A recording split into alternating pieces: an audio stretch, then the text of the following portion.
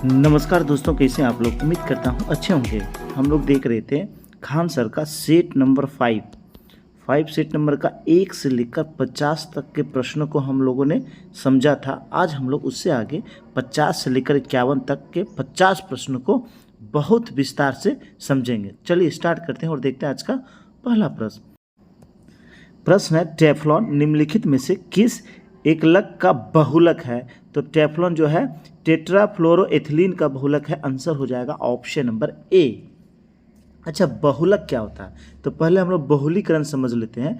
तो जब एक ही यौगिक के दो अथवा अधिक अणु आपस में संयोग कर एक बड़ा अणु बनाते हैं तो इस अभिक्रिया को हम लोग कहते हैं बहुलीकरण। क्या कहते हैं? बहुलीकरण कहते हैं। और इस अभिक्रिया में भाग लेने वाले अणु को हम लोग कहते हैं मोनोमर। क्या कहते हैं? मोनोमर कहते हैं। और उत्पाद जो बनता है उसे बहुलक कहते हैं। क्या कहते हैं? बहुलक कहते हैं। बहुलक की विशेषता क्या होती है? तो बहुलक, इसमें एक ही यौगिक के अणु परस्पर संयोग करते हैं, किसी भी अणु का निष्कर्ष नहीं होता है। बहुलक का अनुभार मूल यौगिक के अनुभार का गुणक होता है। अच्छा, प्राकृतिक बहुलक का उदाहरण हो गया स्टार्च और सेल्यूलोज, यह प्राकृतिक बहुलक का उदाहरण है। जबकि अगर कहा जाए रासायनिक विधि से तैयार प्लास्टिक तो थर्मोप्लास्टिक और थर्मोसिटिक। चलिए अगला प्रश्न देखते हैं। प्रश्न है, बेकेलाइट निम्नलिखित के संघनक से बनता है। तो बेकेलाइट किसके संघनक से बनता है? तो आंसर हो जाएगा फिनॉल और formaldehyde, option number B. Phenol और फॉर्मेल्डिहाइड से जो है बेकेलाइट बनता है। अच्छा, बेकेलाइट की बात करें तो यह एक थर्मोसेटिक प्लास्टिक का उदाहरण है। थर्मोसेटिक प्लास्टिक का उदाहरण है। अच्छा, बेकेलाइट की बात करें तो बेकेलाइट तैयार कैसे होता है? तो फिनॉल और फॉर्मल्डिहाइड को जब सोडियम हाइड्रोक्साइड NaOH की उपस्थिति में गर्म करते हैं तब जो है बेकेलाइट प्राप्त किया जाता है। बेकेलाइट का उपयोग की बात करें तो रेडियो, टीवी यानी टेलीविज़न आदि के केस और बाल्टी आदि के निर्माण में इसका प्रयोग किया जाता है। चलिए अगला प्रश्न है, गदर पार्टी की स्थापना किसने की थी? तो गदर पार्टी की स्थापना इसमें जो है बरकतुल्ला, लाला हरदयाल और भगत सिंह। तो आंसर हो जाएगा ऑप्शन डी, एक से अधिक। गदर पार्टी की स्थापना 1913 ईस्वी में अमेरिका के सैन फ्रांसिस्को में लाला हरदयाल और ये बरकतुल्ला और इसके साथ थे रामचंद्र तीनों ने मिलकर किया था। तो आंसर हो जाएगा ऑप्शन नंबर डी। प्रश्न है, किस वायसराय के काल में भारत की राजधानी कलकत्ता से दिल्ली स्थानांतरित हुई थी? तो यह हुआ था लॉर्ड हार्डिंग द्वितीय के समय में। आंसर हो जाएगा ऑप्शन नंबर सी। बात करें कि राजधानी जो स्थानांतरित हुआ था वह हुआ था 1 अप्रैल 1912 ईस्वी को। 1912 ईस्वी को जो है राजधानी दिल्ली स्थानांतरित हो गया था। इससे पहले जो है 12 दिसंबर 1911 को भव्य दिल्ली दरबार का आयोजन हुआ था, जिसमें ब्रिटेन से कौन आए थे? जॉर्ज पंचम आए थे। इसी के आने के उपलक्ष्य में जो है दिल्ली दरबार का आयोजन किया गया था और इसमें जो है बंगाल विभाजन को रद्द किया गया था और राजधानी को दिल्ली स्थानांतरित कर दिया था। इसके बाद जो है हार्डिंग पर बम भी फेंका गया था। तो ये बम कब फेंका गया था? तो 23 दिसंबर 1912 ईस्वी को दिल्ली में हार्डिंग पर बम फेंका गया था और इसका इल्ज़ाम लगा था भाई बाल मुकुंद पर इसका इल्ज़ाम लगा था और उन्हें फांसी दे दिया गया था। चलिए अगला प्रश्न देखते हैं। प्रश्न है, सुभाष चंद्र बोस ने आज़ाद हिंद फौज की स्थापना कहाँ की थी? तो सुभाष चंद्र बोस ने आज़ाद हिंद फौज की स्थापना सिंगापुर में किया था। आंसर हो जाएगा ऑप्शन नंबर बी। किया कब था? तो 21 अक्टूबर 1943 में इसकी स्थापना किया था। इससे पहले शिवाजी ने जो है सिंगापुर में जो है स्वतंत्र भारत की अस्थायी सरकार का भी गठन किया था, जिसका समर्थन किसने दिया था? जर्मनी और जापान ने इसका समर्थन दिया था। वहीं इसी अक्टूबर 1943 में आज़ाद हिंद फौज का जो है स्थापना किया, यानी ये सुभाष चंद्र बोस उसके सर्वोच्च सेनापति बने थे। अच्छा, सुभाष चंद्र बोस ने आज़ाद हिंद फौज के 3 ब्रिगेड का नाम दिया था। एक था सुभाष ब्रिगेड, दूसरा था गांधी ब्रिगेड और तीसरा था नेहरू ब्रिगेड। और महिलाओं के लिए अलग ब्रिगेड था जिसका नाम था लक्ष्मीबाई रेजिमेंट, लक्ष्मीबाई रेजिमेंट। अच्छा, आज़ाद हिंद फौज का जो झंडा होता था उस पर जो है किसका चिन्ह होता था? तो दहाड़ते हुए शेर का चिन्ह होता था, दहाड़ते हुए शेर का चिन्ह होता था। इसके बाद शिवाजी ने 8 नवंबर 1943 ईस्वी को अंडमान निकोबार के जो द्वीप है सुभाष चंद्र बोस को सौंपा था जापान ने अंडमान निकोबार के जो द्वीप थे उसे सौंपा था और सुभाष चंद्र बोस ने उसका नाम रखा था शहीद द्वीप और स्वराज द्वीप। ये भी एग्जाम में आया हुआ, शहीद द्वीप और स्वराज द्वीप, जो सुभाष चंद्र बोस को किसने दिया था? जापान ने दिया था। चलिए अगला प्रश्न, कालक्रम की दृष्टि से निम्नलिखित घटनाओं में अंतिम थी, यानी कौन सा अंतिम में हुआ था? तो होम रूल आंदोलन। तो होम रूल आंदोलन ये कब हुआ था? 1916 ईस्वी में। खिलाफत आंदोलन 1919-20 में हुआ था, 1919-20 में कर लीजिए। जलियांवाला बाग हत्याकांड तो यह 1919 में, और मोपला विद्रोह यह 1921 ईस्वी में अली मुसलियार के नेतृत्व में। तो सबसे अंतिम में क्या होता? मोपला विद्रोह केरल वाले क्षेत्र में। तो आंसर हो जाएगा ऑप्शन नंबर डी। प्रश्न है, कांग्रेस के बारे में निम्नलिखित में से कौन सा कथन गलत है? तो कौन सा कथन गलत है देख लेते हैं। उसने संघ व्यवस्था को अस्वीकृत किया था, बिल्कुल सही। उसके कुछ अध्यक्ष ब्रिटिश थे, ये भी सही है। उसके मंत्रियों ने सन 1939 में पद त्याग दिया था, बिल्कुल सही। उसने क्रिप्स योजना स्वीकार किया था, बिल्कुल गलत। तो आंसर हो जाएगा ऑप्शन नंबर डी। मुस्लिम लीग और कांग्रेस दोनों ने क्रिप्स योजना को क्या किया था? अस्वीकार किया था। और संघ मंत्रियों के सन 1939 में त्यागपत्र दिया था। तो सुभाष चंद्र बोस ने इसकी अध्यक्षता से क्या दिया था? 1939 में इस्तीफा दे दिया था। तो आंसर हो जाएगा ऑप्शन नंबर डी। अच्छा, कांग्रेस के बारे में किसने कहा था कि कांग्रेस के लोग पद के भूखे हैं? पद के भूखे हैं, तो ये किसने कहा था? बंकिम चंद्र चटर्जी जी ने कहा था कि कांग्रेस के लोग पद के भूखे हैं। जबकि अरविंद घोष ने क्या कहा था?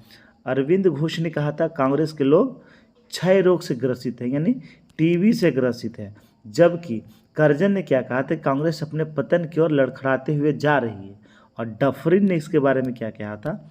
डफरिन, जिसके समय में कांग्रेस की स्थापना किया गया था, तो डफरिन ने कहा था कांग्रेस केवल सूक्ष्मदर्शी अल्पसंख्यकों का प्रतिनिधित्व करती है। चलिए अगला प्रश्न है, निम्नलिखित में से कौन कांग्रेस के सभापति नहीं थे? तो कांग्रेस के कभी सभापति नहीं बने थे, तो वो हो जाएगा लोकमान्य तिलक। आंसर हो जाएगा option number D. Option number D, Lokmanya Tilak कभी कांग्रेस की अध्यक्षता नहीं किए थे। जबकि सुभाष चंद्र बोस की बात करें तो 1938 में और 1939 में जो है कांग्रेस की अध्यक्षता किया था। जबकि मोतीलाल नेहरू ने 1928 ईस्वी में कांग्रेस की अध्यक्षता किया था। कब किया था? 1928 ईस्वी में। और जस्ट 1929 ईस्वी में जवाहरलाल नेहरू ने इसके पुत्र ने इसकी अध्यक्षता किया था और पूर्ण स्वराज की मांग किया था, पूर्ण स्वराज की मांग किया था। चलिए अगला प्रश्न है, निम्नलिखित में से कौन क्रांतिकारी नेता नहीं था? तो क्रांतिकारी इसमें कौन नेता नहीं थे? आंसर हो जाएगा ऑप्शन नंबर सी, सुभाष चंद्र बोस जो है यह क्रांतिकारी नेता नहीं थे। जबकि चंद्रशेखर आजाद, भगत सिंह, राजगुरु ये सारे क्रांतिकारी नेता थे। सुभाष चंद्र बोस ने आज़ाद हिंद फौज सरकार की स्थापना किया था। चलिए, निम्न में से कौन 1 अगस्त 1946 को घोषित अंतरिम राष्ट्रीय सरकार में शामिल नहीं था? तो वो थे डॉक्टर एस राधाकृष्णन। आंसर हो जाएगा option number B. Cabinet mission के प्रस्ताव पर जो अंतरिम मंत्रिमंडल का गठन किया गया था उसमें प्रधानमंत्री थे, पीएम कौन थे? नेहरू जी, जवाहरलाल नेहरू जी प्रधानमंत्री थे। गृह सूचना मंत्री कौन थे? तो सरदार वल्लभ भाई पटेल जी थे। जबकि रक्षा मंत्री कौन थे? बलदेव सिंह रक्षा मंत्री थे। जॉन मैथाई या उद्योग और आपूर्ति मंत्री थे। जॉन मैथाई उद्योग और आपूर्ति मंत्री थे। उसके बाद सी राजगोपालाचारी यह शिक्षा मंत्री थे। कौन क्या थे? शिक्षा मंत्री थे। भावाजी खान कार्य बंदरगाह मंत्री थे। डॉक्टर राजेंद्र प्रसाद ये कौन मंत्री थे? खाद्य एवं कृषि मंत्री थे। खाद्य एवं कृषि मंत्री थे। जबकि असफ अली रेलवे मिनिस्टर थे। जगजीवन राम श्रम मंत्री थे। लियाकत अली वित्त मंत्री थे। और अब्दुल रब नस्तर संचार मंत्री थे। और विधि मंत्री थे जोगेंद्र नाथ मंडल। और स्वास्थ्य मंत्री थे गजांतर अली खां। जबकि स्वतंत्र भारत का जो पहला मंत्रिमंडल 1947 में गठन किया गया था, 1947 में, उसमें जो है इनका विभाग किनका? तो अंबेडकर जी बने थे विधि मंत्री, अबुल कलाम आज़ाद बने थे स्वास्थ्य मंत्री, शिक्षा मंत्री, और राजकुमारी अमृत कौर यह स्वास्थ्य मंत्री का पदभार संभाला था। चलिए अगला प्रश्न देखते हैं। प्रश्न है 2021 में तमिलनाडु के नए मुख्यमंत्री कौन बने हैं? तो 2021 में तमिलनाडु के नए मुख्यमंत्री बने एम स्टालिन। कौन बने हैं? एम स्टालिन बने हैं। आंसर हो जाएगा ऑप्शन नंबर ए। और इनको शपथ किसने दिलवाया है? तो शपथ दिलवाए थे तत्कालीन जो वहाँ के राज्यपाल थे। तत्कालीन राज्यपाल कौन थे? बनवारी लाल पुरोहित। बनवारी लाल पुरोहित ने इन्हें शपथ दिलाया था। इसके साथ स्टालिन के साथ 33 मंत्री ने 33 और जो मंत्री थे उन्होंने शपथ लिया था। 33 और मंत्रियों ने जो है शपथ लिया था। अच्छा, वर्तमान में अगर केंद्रीय मंत्रिमंडल की बात किया जाए तो कानून एवं न्याय मंत्री कौन है? तो अर्जुन, भारत के कानून एवं न्याय मंत्री अभी हैं अर्जुन राम मेघवाल। अर्जुन राम मेघवाल यह जो है चेंज हुआ है इनका कार्यकाल। जबकि ज्योतिराज सिंधिया को अतिरिक्त प्रभार मिला है क्या चीज़ का? इस्पात मंत्रालय का। इस्पात मंत्रालय का वो अभी नागरिक उड्डयन मंत्री हैं और उन्हें प्रभार मिला है। जबकि स्मृति ईरानी को जो है अतिरिक्त प्रभार मिला है अल्पसंख्यक मंत्रालय का। अल्पसंख्यक मंत्रालय का उन्हें अतिरिक्त प्रभार मिला है। जबकि अमित शाह जी को एक और प्रभार मिला, गृह मंत्री है, उसके अलावा सहकारिता मंत्री तो अमित शाह जी। चलिए अगला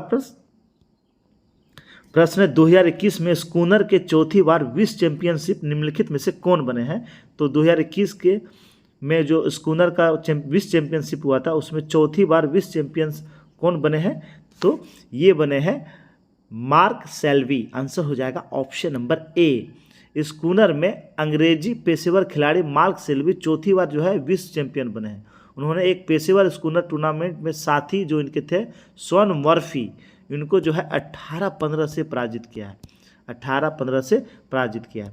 चलिए अगला प्रश्न 2021 में निम्नलिखित में से किस देश ने भारत को प्योरिटी वॉच लिस्ट में रखा है? तो यह रखा अमेरिका ने। आंसर हो जाएगा ऑप्शन नंबर सी। अमेरिका ने भारत को प्योरिटी वॉच लिस्ट में रखा है। संयुक्त राज्य व्यापार प्रतिनिधि यूनाइटेड स्टेट ट्रेड रिप्रेजेंटेटिव ने हाल ही में एक रिपोर्ट जो है जारी किया है। उसमें जो है इस रिपोर्ट के अनुसार भारत को 8 अन्य देशों के साथ इस लिस्ट में रखा है। अन्य 23 देशों को भी चार्ज लिस्ट में रखा गया है। चलिए अगला प्रश्न, भारत के पहले वन चिकित्सा केंद्र का उद्घाटन निम्नलिखित में किस राज्य में हुआ है? तो भारत का पहला वन चिकित्सा केंद्र का उद्घाटन किस राज्य में हुआ है? तो यह हुआ है उत्तराखंड में। आंसर हो जाएगा ऑप्शन नंबर सी।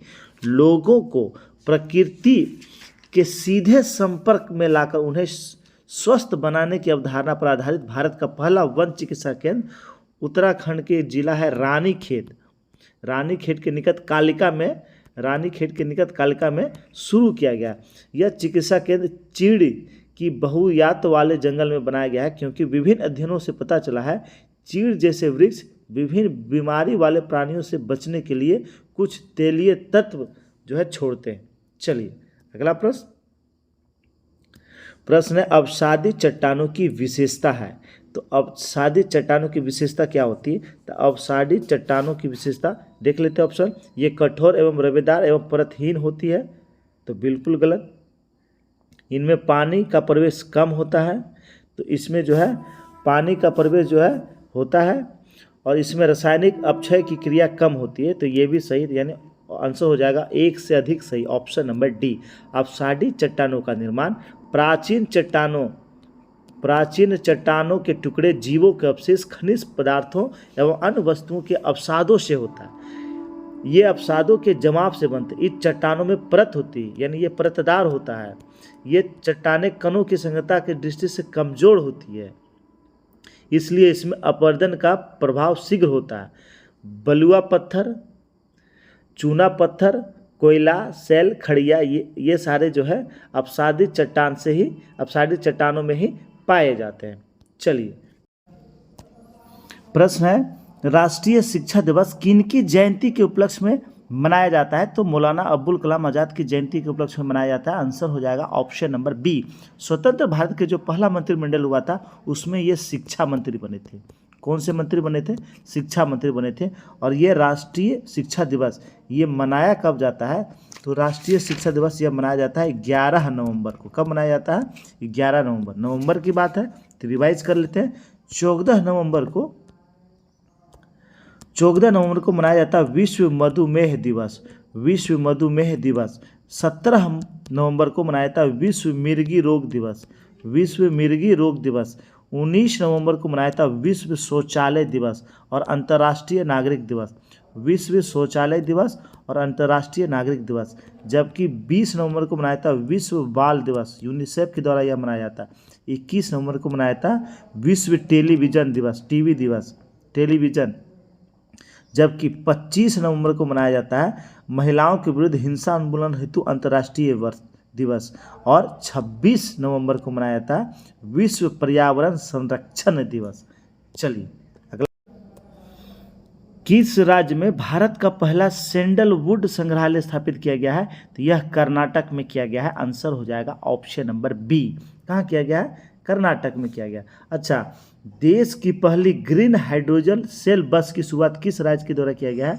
तो दिल्ली के द्वारा किया गया। किसके द्वारा? दिल्ली के द्वारा। अच्छा, भारत का पहला 3D प्रिंटेड डाकघर यह कहाँ शुरू किया गया है? तो यह बेंगलुरु में शुरू किया है। कहाँ? बेंगलुरु में शुरू किया गया। अच्छा, भारत का पहला ड्रोन परीक्षण केंद्र यह कहाँ शुरू किया गया है? ड्रोन परीक्षण केंद्र यह तमिलनाडु में शुरू किया गया है। और केरल में तो भारत का पहला मत्स्य पालन अटल इनोवेशन सेंटर स्थापित किया गया है। कहाँ? केरल में किया गया। चलिए, अगला प्रश्न है, विश्व मधुमेह दिवस प्रत्येक वर्ष मनाया जाता है। तो अभी हम लोगों ने देखा मधुमेह दिवस यह कब मनाया जाता है? तो मधुमेह दिवस यह 14 नवंबर को मनाया जाता है। आंसर हो जाएगा ऑप्शन नंबर डी। 14 नवंबर को मधुमेह दिवस, जबकि राष्ट्रीय शिक्षा दिवस 11 नवंबर को मनाया जाता है। चलिए, अगला प्रश्न, नवनिर्मित ऑस्ट्रेलिया भारत जल केंद्र AIWC का नेतृत्व करने के लिए किस भारतीय संस्थान का चयन किया गया है? तो यह चयन किया गया किस संस्थान का? तो IIT गुवाहाटी का चयन किया गया है। आंसर हो जाएगा option number A. Australia India water centre का उद्घाटन हाल ही में एक वेबिनार के माध्यम से किया गया है। दोनों देशों के बीच पानी के से संबंधित अनुसंधान, शिक्षण और प्रशिक्षण को बढ़ावा देने के लिए जल केंद्र का नेतृत्व पश्चिमी सिडनी विश्वविद्यालय ऑस्ट्रेलिया और IIT गुवाहाटी ये जो है दोनों के द्वारा किया जाएगा। चलिए, प्रश्न है, भारतीय कपास को विश्व कपास दिवस के अवसर पर भारत सरकार द्वारा एक ब्रांड नाम दिया गया है। तो उस उत्पाद ब्रांड का क्या नाम है? तो मस्क कॉटन। आंसर हो जाएगा ऑप्शन नंबर डी। इसका नाम जो है मस्क कॉटन यानी कस्तूरी कपास नाम दिया गया। क्या नाम दिया गया है? कस्तूरी कपास। चलिए, अगला प्रश्न, मैथ का प्रश्न, दो संख्याओं में अंतर 14 और उनका योग 20 है, तो उनका गुणनफल क्या होगा? तो दो संख्याओं मान लेते हैं x और y, तो उसका अंतर दिया हुआ है कितना? 14, और उसका योग कितना दिया हुआ है? तो उसका योग दिया हुआ है 20। कितना दिया हुआ है? 20। इसे सॉल्व कर लीजिएगा, ये कट जाएगा, 2x बराबर हो जाएगा 34। तो x का मान कितना हो जाएगा? तो x का मान 17 हो जाएगा। x का मान कितना हो जाएगा? 17। और y का मान कितना हो जाएगा? 3। कितना हो जाएगा? 3। और 17 या 51, उसका मल्टीप्लाई गुणनफल कितना हो जाएगा? 51। Option number C. चलिए, अगला प्रश्न, प्रश्न है सुरेश की उम्र किरण की उम्र की दुगनी है, यदि दोनों की उम्र का जोड़ एक 24 वर्ष हो तो सुरेश की उम्र क्या होगा। कह रहा है सुरेश का जो उम्र है वह जो है किरण की उम्र का दुगनी है, तो किरण का उम्र मान लेते हैं x, तो सुरेश का उम्र कितना हो जाएगा 2x। दोनों का योग बता रहा है कितना है 24 है, तो 3x बराबर कितना होगा 24, और x का मान कितना हो जाएगा 8 साल, यानी किरण का उम्र कितना है 8 साल 8 ईयर, और सुरेश का उम्र कितना होगा 8 दूनी 16 डबल है, तो आंसर हो जाएगा ऑप्शन नंबर ए। प्रश्न है मानव नेत्र में उपस्थित रेटिना में रंगों में विभेद के लिए उपस्थित होते हैं, तो क्या उपस्थित होते हैं कोन्स जो यही कोन्स जो है रंग का विभेद यानी पता लगाते हैं, तो आंसर हो जाएगा ऑप्शन नंबर बी। शंकु रेटिना में एक प्रकार की फोटो रिसेप्टर कोशिका होती है, ये हमें हमारे रंगों की दृष्टि देते हैं। शंकु हमारे रेटिना के केंद्र में मैक्यूला नामक क्षेत्र में केंद्रित होता है और हमें बारीक वितरण देखने में मदद करते हैं। रेटिना में लगभग 120 मिलियन छड़ और 6 मिलियन शंकु होते हैं। अच्छा, नेत्रदान में क्या चीज़ दान दिया जाता है, तो कॉर्निया जो है यह दान दिया जाता है। चलिए अगला प्रश्न है पटना कलम अथवा पटना शैली का अंतिम चित्रकार किसे माना जाता है, तो पटना कलम या पटना शैली का अंतिम चित्रकार यह माना जाता है ईश्वरी प्रसाद को। आंसर हो जाएगा option number A, Ishwari Prasad को माना जाता है। सन 1760 से लेकर 1947 तक पटना कलम जो है इस पटना कलम का उत्कर्ष जो है काल माना जाता है। 1997 ईस्वी के बाद पटना कलम पूरी तरह से विलुप्त हो गया है। कला के विद्वानों में ईश्वरी प्रसाद वर्मा पूरा नाम है, को पटना कलम का अंतिम चित्रकार जो है माना जाता है।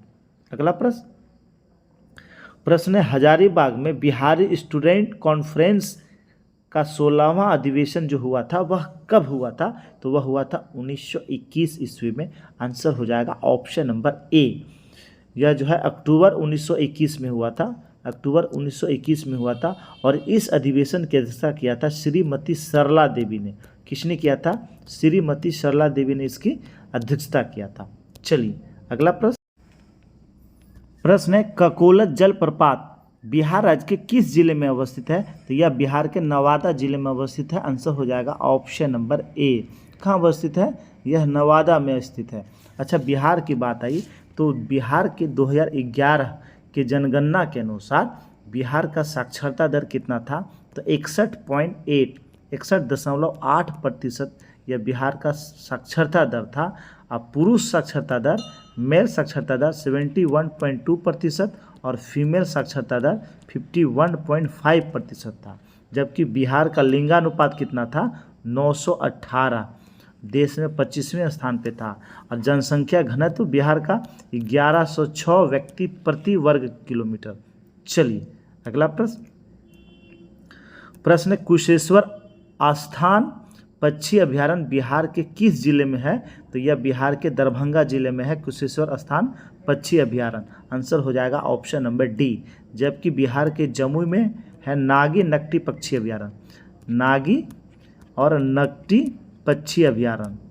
चलिए प्रश्न है पानीपत के तृतीय युद्ध में मराठों की ओर से लड़ते हुए मरने वाला मुसलमान सेना नायक कौन था, तो वह था इब्राहिम खान गर्दी। आंसर हो जाएगा ऑप्शन नंबर ए। पानीपत का जो तीसरा युद्ध हुआ था वह था 14 फरवरी 1761 ईस्वी को। सदाशिव भाऊ के नेतृत्व में मराठा सेना और अहमद शाह अब्दाली के नेतृत्व में अफगान सेना के बीच हुआ था, जिसमें मराठा पूरी तरह से हार गया था। और मराठा का जो तोपखाना का नेतृत्व किया था वह किया था इब्राहिम खान गर्दी ने किया था और यह मारा गया था। अच्छा, पानीपत की बात आई तो पानीपत का जो प्रथम युद्ध हुआ था यह कब हुआ था 21 अप्रैल 1526 ईस्वी को हुआ था, बाबर और इब्राहिम लोदी के बीच, जिसमें इब्राहिम लोदी की हार हुआ था।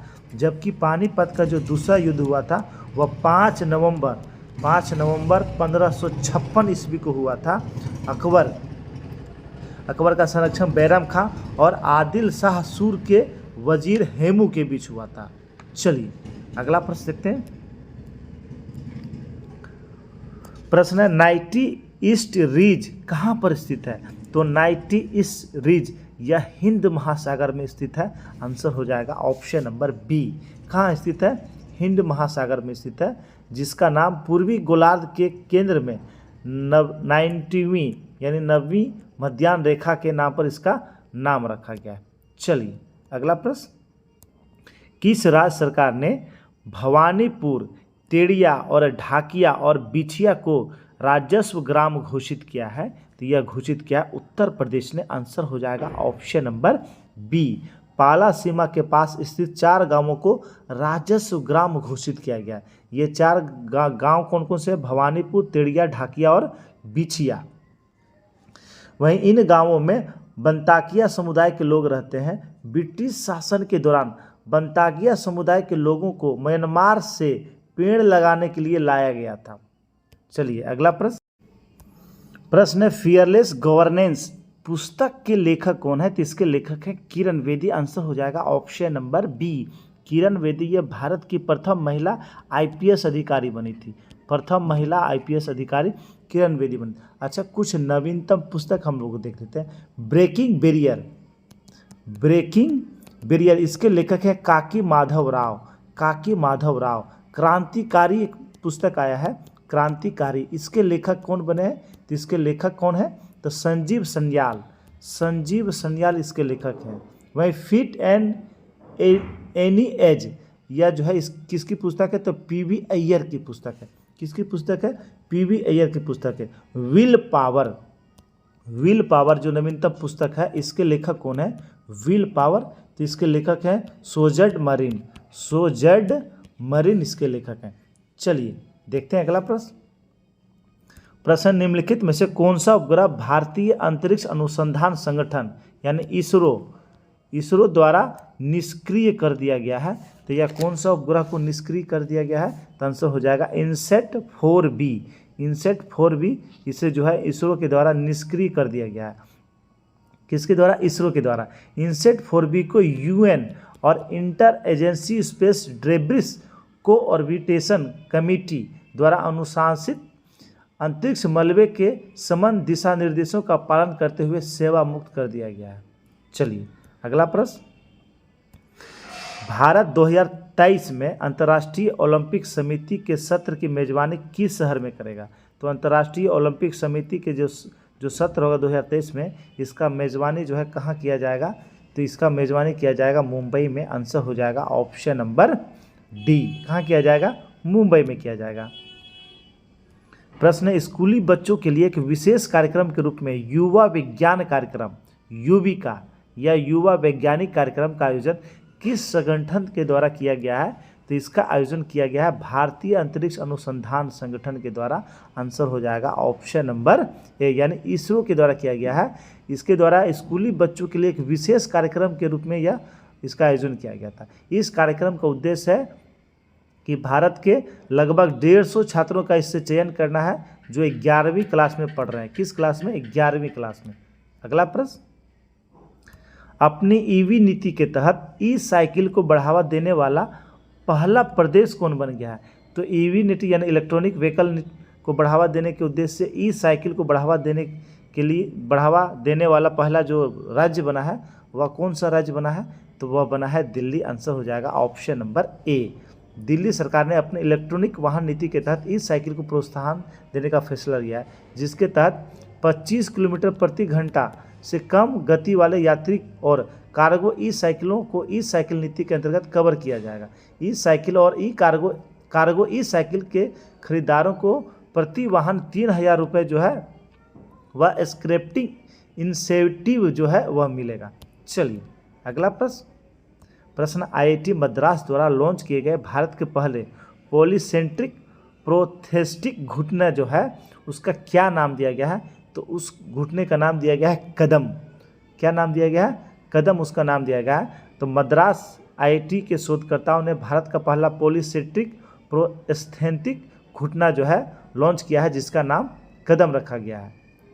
इसका उद्देश्य क्या है?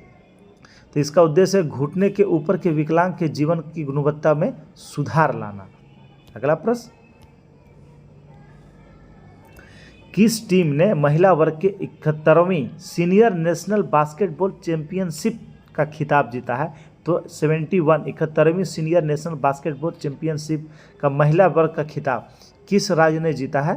तो यह जीता है भारतीय रेल ने। आंसर हो जाएगा यह जो किस टीम ने जीता है, तो भारतीय रेल ने यह खिताब जीता है। तमिलनाडु में पुरुष वर्ग का जो खिताब जो है वह किसने जीता है? तो तमिलनाडु ने पुरुष वर्ग का खिताब जीता है, जबकि भारतीय रेल ने महिला वर्ग का खिताब जीता है। और ये भारतीय रेल ने किसे हराया था? तो तेलंगाना को हराकर यह भारतीय रेल ने यह खिताब जीता है। प्रश्न है, प्रत्येक गांव में पुस्तकालय वाला भारत का पहला जिला कौन सा बना है? तो यह झारखंड का जामताड़ा जिला बना है। आंसर हो जाएगा ऑप्शन नंबर ए। यह जो है पुस्तकालय सुबह 9 बजे से शाम 5 बजे तक खुला रहता है। कैरियर परामर्श सत्र और प्रेरक कक्षाएं भी यहाँ निःशुल्क आयोजन की जाती है। जामताड़ा जिला में जो पहला जो है सामुदायिक पुस्तकालय का उद्घाटन 2010 में किया गया था। चलिए अगला प्रश्न, भारत किस देश के साथ अक्षय ऊर्जा के हस्तांतरण के लिए ट्रांसमिशन कन्वेंशन इंटर कन्वेंशन स्थापित करेगा? तो यह किस देश के साथ करेगा? तो आंसर हो जाएगा मालदीव के साथ। ऑप्शन नंबर सी। भारत और मालदीव अक्षय ऊर्जा के हस्तांतरण के लिए ट्रांसमिशन इंटरकनेक्शन स्थापित करेगा। बिजली और नवीनीकरणीय ऊर्जा मंत्री जो है आर.के. सिंह, कौन है? भारत के आर.के. सिंह। और मालदीव के पर्यावरण मंत्री हैं अमीनाथ सोना। इनके बीच दिल्ली में एक बैठक हुआ था और इस प्रस्ताव पर चर्चा हुआ था। चलिए अगला प्रश्न है, विश्व प्रेस स्वतंत्रता दिवस संयुक्त राष्ट्र महासभा द्वारा किस वर्ष घोषित किया गया था? तो यह किस वर्ष घोषित किया गया था? तो यह घोषित किया गया था 1993 ईस्वी में। आंसर हो जाएगा option number D.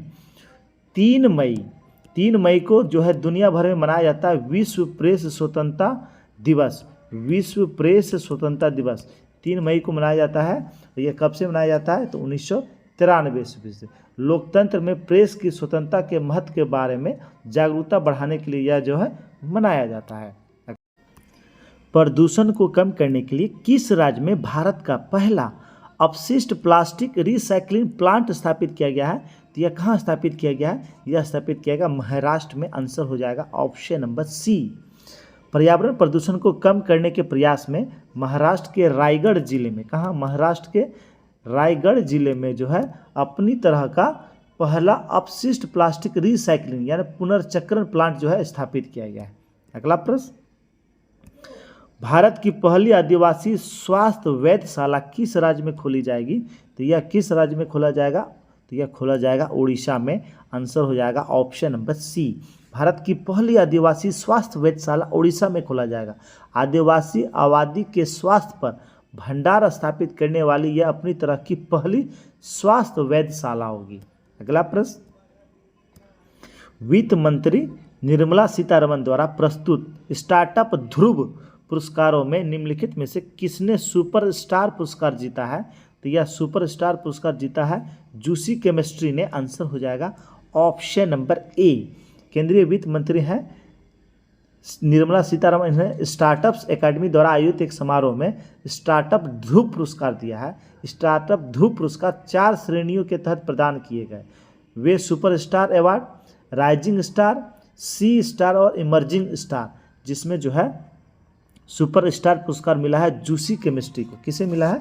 Juicy chemistry को। अगला प्रश्न, किस राज्य की पुलिस को प्रेसिडेंट्स कलर पुरस्कार मिला है? तो यह मिला है असम राज्य की पुलिस को। आंसर हो जाएगा ऑप्शन नंबर ए। केंद्रीय गृह मंत्री हैं अमित शाह। उन्होंने गुवाहाटी में एक विशेष समारोह में असम पुलिस को प्रेसिडेंट्स कलर पुरस्कार दिया है। चलिए अगला प्रश्न, अच्छा यह जो पुरस्कार है असम अपनी असाधारण सेवा के लिए यह पुरस्कार पाने वाला असम जो है यह देश का जो है 10वां राज्य बना है। अगला प्रश्न,